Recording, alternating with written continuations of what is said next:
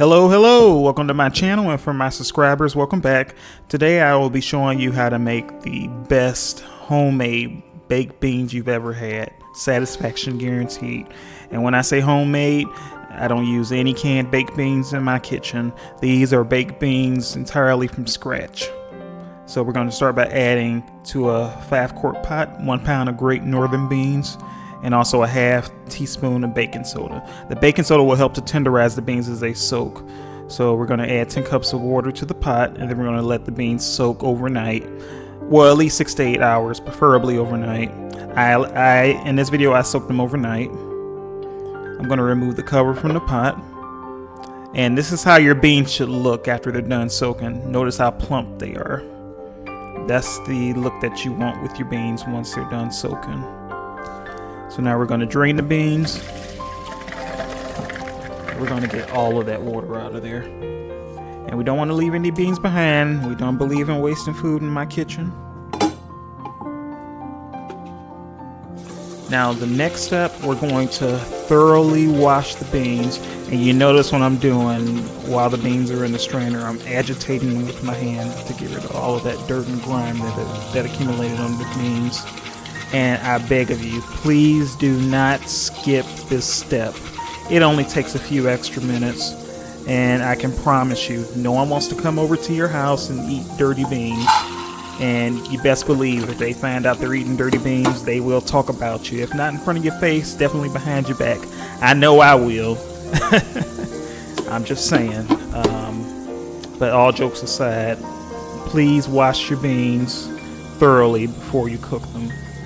And I'm going to show you why shortly.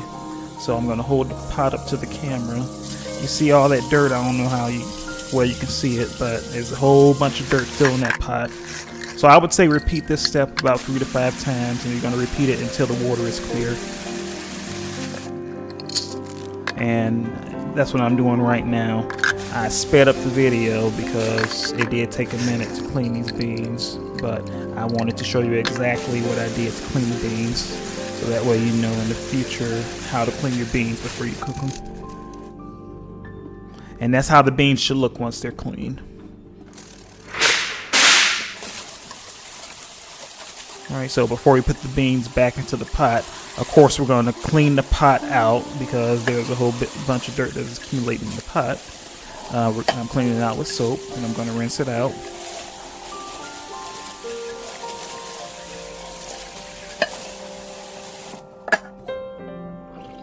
Okay, now I'm going to place the beans back into the pot.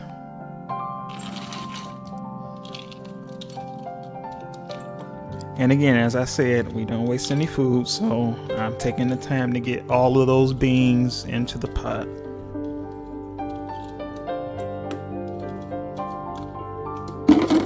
Alright, so now that we have all of the beans in the pot, we're going to add 10 cups of water to the pot.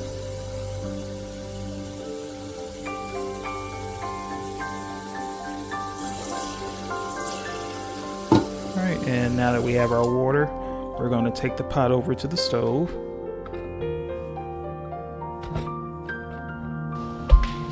So next I'm going to add a half tablespoon of iodized salt, which is table salt, to the pot. This will help to season the beans. And I'm just going to stir the beans until they're well combined with the salt. This shouldn't take long. And we're going to warm the pot on high heat until it's boiling. That white stuff you see is the starch that is dissolved from the beans and leached into the water. It is perfectly safe. And all you would do is just continue to stir it until it eventually subsides.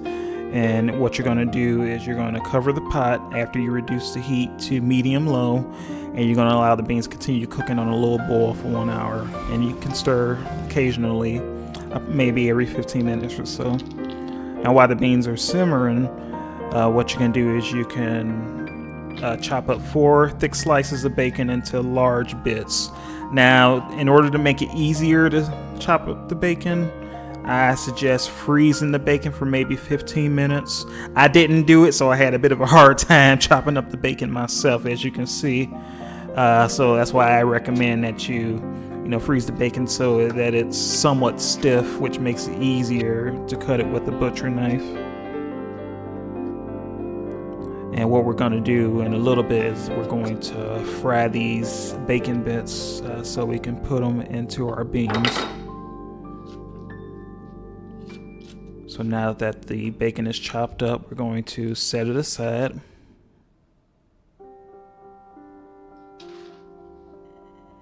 All right, now going back to the pot, we're going to check on our beans. So it's been about an hour. We're going to give the beans one more stir in just to check to see if they're tender. Now, if they're tender, you're good to go. You can remove the beans from the heat. If they're not tender, you can let them cook a little while longer until they are tender. So I'm going to turn off the heat and remove the pot. And I'm draining the beans of all of the excess liquid. Now, at this point, you don't want to get rid of that liquid. You want to save that liquid for later because you're going to add it to the baked beans before you put it in the oven. Now, next, we're going to fry up our bacon bits. So I'm going to heat the skillet for 7 minutes on medium-high heat. Then I'm going to add the bacon bits to the skillet and cook the bacon bits for 6 to 7 minutes. I'm going to cook the bacon bits until they're brown and somewhat crispy, as you can see. We're going to remove the skillet from the heat. Now, in the same pot that we simmered the beans, we're going to add the beans back to that pot. And we're going to use this pot to combine our ingredients for the baked beans. Alright, so first we're going to add the bacon bits. And we're going to put the grease in there as well because that's flavor. No reason to waste the grease. It can all go in there. We're going to add 15 ounces of tomato puree. Not tomato sauce. This is very important. Tomato puree is tomato sauce without the seasonings. And we're going to add blackstrap molasses. Again, molasses, you want blackstrap for savory dishes, whereas you use unsulfured molasses for sweet dishes. Now we're going to add a half cup of pure maple syrup, 2 tablespoons of white wine vinegar, and we're going to add our seasonings, and you can see the measurements on the screen.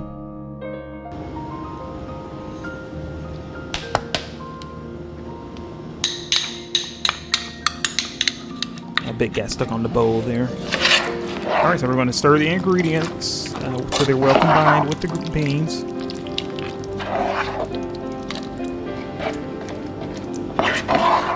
Alright, now that they're good and combined, what we're going to do is we're going to set the pot aside.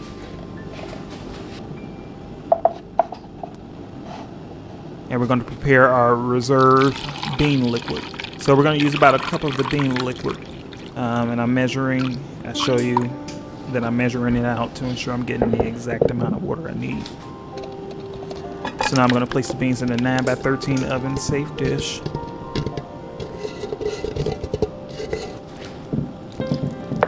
Give them a good stir.